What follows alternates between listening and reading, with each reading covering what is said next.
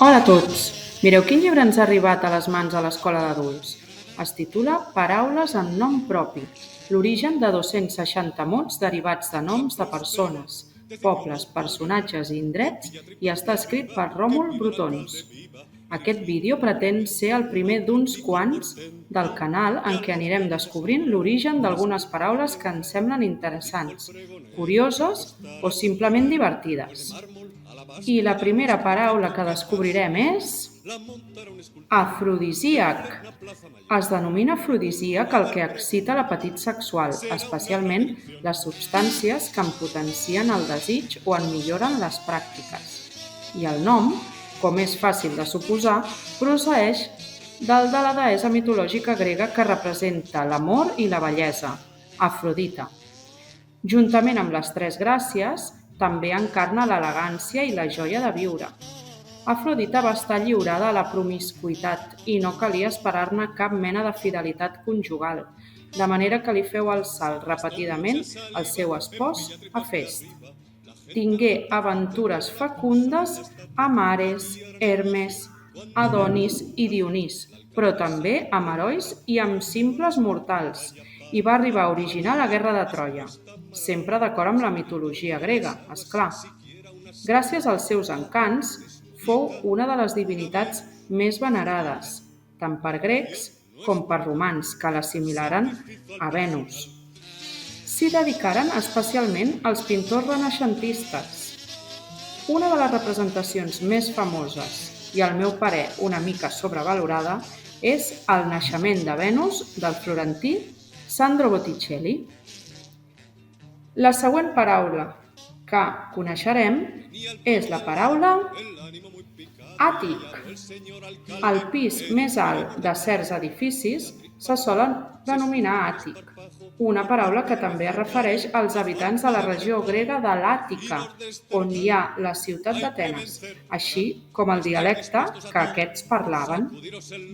La regió de l'Àtica era la que estava situada més al nord de les que formaven part de la Grècia clàssica, no d'ara de la Grècia actual, Era, doncs, la situada més amunt, d'acord amb els punts cardinals, de la mateixa manera que l'àtic arquitectònic antic era el coronament de certs edificis i l'àtic actual culmina les cases de pisos, normalment amb terrassa, que, amb la implantació de l'ascensor, passaran a ser objecte de desig.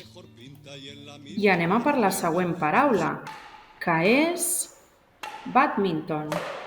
Es tracta d'un joc de raqueta que es disputa entre 2 o 4 jugadors, però que en comptes de pilota s'utilitza un nucli dur amb plomes per facilitar-ne el vol, denominat volant. La disciplina va néixer per pura diversió a l'Índia i sorprengué els britànics durant l'etapa de domini colonial.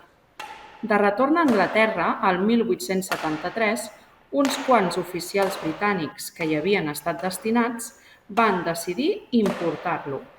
Com que el duc de Beaufort s'hi havia interessat, va cedir el jardí de Badminton House, un castell de la seva propietat al comtat de Gloucester, i el bàdminton va esdevenir disciplina olímpica als Jocs de Barcelona el 1992. La següent paraula és Bic. El bolígraf no el va inventar Laszlo Biró, però el periodista hongarès fou el primer a obtenir-ne la patent el 1938 i a comercialitzar-lo a partir de 1945. Per aquest motiu, en alguns països és denomenat biró. No tingué gaire èxit entre la ciutadania, però diversos emprenedors s'hi van fixar i van realitzar-ne millores per incrementar les vendes dels seus propis models. L'adopció d'una tinta menys densa que l'anterior derivà en un increment de la seva popularitat, fins a esdevenir un estri imprescindible, molt més eficaç que no pas la ploma estilogràfica. El 1950, un industrial francès anomenat Marcel Bic en realitzà un estudi minuciós fins a obtenir un bolígraf revolucionari, fiable i barat, que denominà Bic, el seu cognom amb la desaparició de la H per fer-lo més internacional. Denominem Bic, doncs, tots els bolígrafs econòmics, especialment els de carcassa de plàstic transparent. Anem a per la C, i la següent paraula és Coca-Cola, beguda refrescant preparada segons una fórmula inventada el 1886 per John Pemberton, un farmacèutic d'Atlanta que utilitzà extractes de fulla de coca i llavors de cola. El nom comercial de Coca-Cola prové precisament d'aquesta composició inicial. Després de vendre la fórmula a l'empresari Asa Candler el 1889, aquella beguda, inicialment medicinal, s'implantà arreu del món i en conservà la denominació, tot i eliminar-ne de la composició la coca i part de la cafeïna. Malgrat l'aparició de nombroses propostes de gust similar, sovint amb el terme cola en el nom, la paraula Coca-Cola les sol identificar totes.